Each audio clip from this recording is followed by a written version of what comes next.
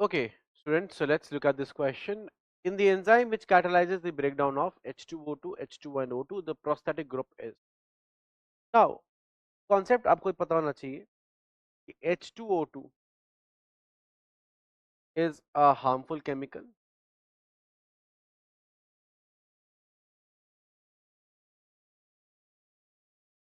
which is converted to less harmful products, less harmful products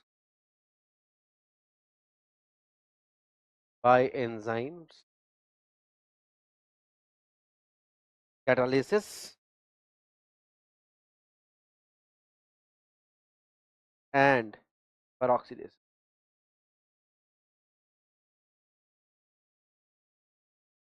ध्यान सुनिएगा, हमारी body में ना कुछ हार्मफुल केमिकल्स प्रोड्यूस हो सकते हैं जिनको बोलते हैं हम रिएक्टिव ऑक्सीजन।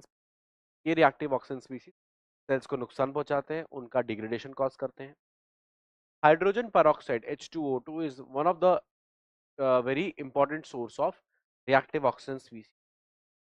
लेकिन हमारी बॉडी में कुछ ऐसे एंजाइम्स हैं जैसे कि पेरोक्सीडेसिस एंड कैटालिसिस जो कैपेबल हैं इस H2O2 को कन्वर्ट करने में लेस हार्मफुल सब्सटेंसेस में, जैसे कि for example water and oxygen. तो कैटालिस H2O2 को वाटर और ऑक्सीजन में क्या कर देता है, कन्वर्ट कर देता है, which is less harmful. Oxygen थोड़ी हार्मफुल है, H2 थोड़ी हार्मफुल है ना। लेकिन H2O2 कैन बी हार्मफुल क्योंकि ये रिएक्टिव ऑक्सीजन स्पीशीज बना सकता है।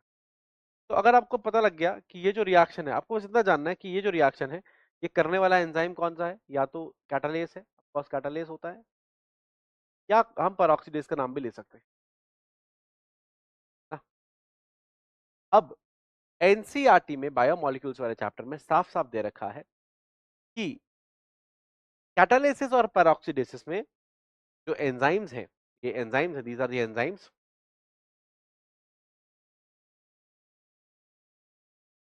which use heme as a prosthetic group। क्या होता है प्रोस्थेटिक ग्रुप? प्रोस्थेटिक ग्रुप एक बहुत ही नायाब और जो विभिन्न ना किया जा सके, जो अलग ना किया जा सके, ऐसा अंग है एंजाइम का।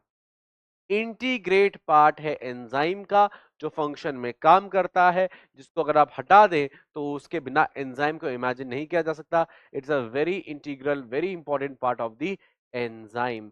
ऐसे केमिकल्स को हम बोलते हैं प्रोस्थेटिक ग्रुप। तो पेरोक्सीडेसिस और कैटालिसिस जो कि H2O2 हाइड्रोजन पेरोक्साइड को एक नॉन हार्मफुल सब्सटेंस जैसे कि वाटर या ऑक्सीजन में कन्वर्ट करते हैं, उन एंजाइम के एक्शन के लिए एक प्रोस्थेटिक ग्रुप चाहिए होता है जो क्लियरली एनसीईआरटी में मेंशन्ड है। कौन होता है? हीम होता है। ये कॉन्सेप्ट हमने लगा लिया। सिर्फ हमें पता होना चाहिए कि ये रिएक्शन कौन कर रहा है, कैटालिस्ट पेरोक्सीडेस। बाकी एनसीईआरटी से आप जहां पर को फैक्टर्स और कोएंजाइम्स की बात करिए वहां पर आप इजीली इसको कर लेंगे, ठीक है ना। नियासिन इज, पहले तो niacin is not a prosthetic group, niacin is a vitamin.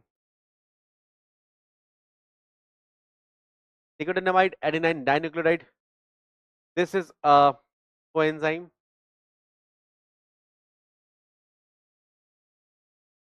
Zinc is a metal ion,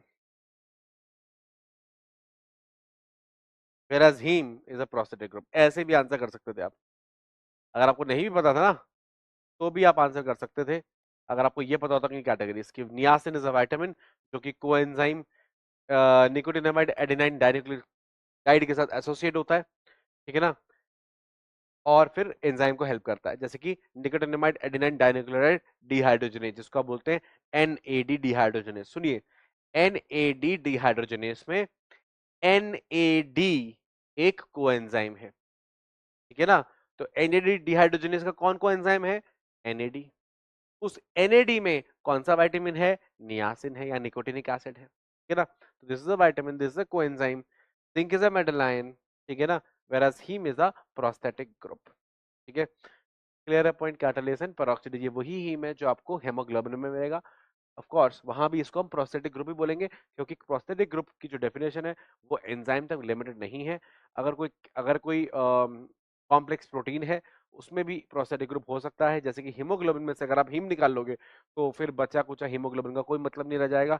बस उतनी ही इंपॉर्टेंस प्रोस्टेटिक ग्रुप की एंजाइम में भी होती है, ये समझ लीजिए, ठीक है ना। तो haem is a prosthetic group in for catalysis peroxidase, जो कि ये वाली रिएक्शन कराता है। That is the concept and of course C is the answer.